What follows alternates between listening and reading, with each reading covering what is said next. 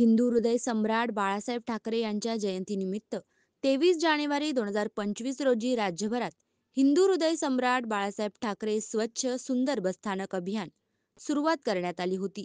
या अभियानाचा उद्देश एसटीच्या सर्व बस स्थानकांचे सुशोभीकरण व स्वच्छता राखून प्रवाशांना चांगल्या सुविधा उपलब्ध करून देणे हा होता. आपलं गाव आपलं बसस्थानक या संकल्पनेतून शालेय विद्यार्थी, सामाजिक संस्था व एसटी कर्मचाऱ्यांच्या सहकार्याने स्थानकांमध्ये स्वच्छता व सौंदर्यीकरण करण्याचा संकल्प करण्यात आला होता.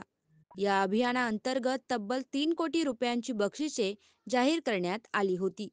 त्यामध्ये अ वर्गातील पहिल्या क्रमांकाच्या बसस्थानकाला 1 कोटी, ब वर्गाला 50 लाख व क वर्गाला 25 लाख रुपयांची बक्षिसे देण्यात येणार आहेत. येणाऱ्या 23 जानेवारी 2026 रोजी या मोहिमेची पहिली अधिकृत पाहणी व मूल्यमापन करण्यात येणार आहे. मात्र या अभियानाला 2 ते 3 महिने उलटून गेल्यानंतरही प्रत्यक्षात कुठेही सकारात्मक बदल दिसून आलेला नाही. बदलापूर, ठाणे, कुर्ला यांसारख्या प्रमुख बसस्थानकांपासून ते ग्रामीण भागातील बसस्थानकांपर्यंत कुठेही या उपक्रमाचे पालन झाल्याचे दिसत नाही. स्थानकांमध्ये साफसफाईची स्थिती पूर्ववत असून स्वच्छता, निर्जंतुक प्रसाधनगृहे, प्रवाशांसाठी सोयीसुविधा किंवा सौंदर्यीकरण यामध्ये कोणतीही ठोस सुधारणा अद्याप झालेली नाही. सर्वत्र कचराकुंड्या भरलेल्या, प्रसाधनगृहे अस्वच्छ आणि बेंचेस तुटलेल्या स्थितीत दिसत आहेत. या अभियानाच्या गाजावाजानंतरही स्थानिक पातळीवर कोणताही ठोस प्रतिसाद न मिळाल्यामुळे हा उपक्रम कागदावरच राहिला आहे. याचवेळी एसटीच्या बसगाड्यांची अवस्था दिवसेंदिवस अधिकच बिकट होत चालली आहे. राज्यातील बहुसंख्य एसटी बसगाड्या जुनाट, जीर्ण अवस्थेत असून प्रवास करताना त्यातून खडखड आवाज येतो. पावसाळ्यात छत गळते तर उन्हाळ्यात पत्रे इतके तापतात की बसमध्ये बसणे कठीण होते. अनेक वेळा बसगाड्यांना आग लागण्याच्या घटनाही घडल्या आहेत.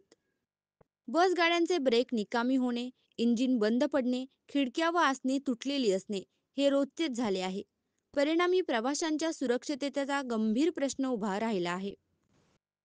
हिंदू हृदय सम्राट बाळासाहेब ठाकरे यांच्या नावाने राबवले जाणारे हे अभियान निश्चितच उदात्त हेतूने सुरू करण्यात आले होते.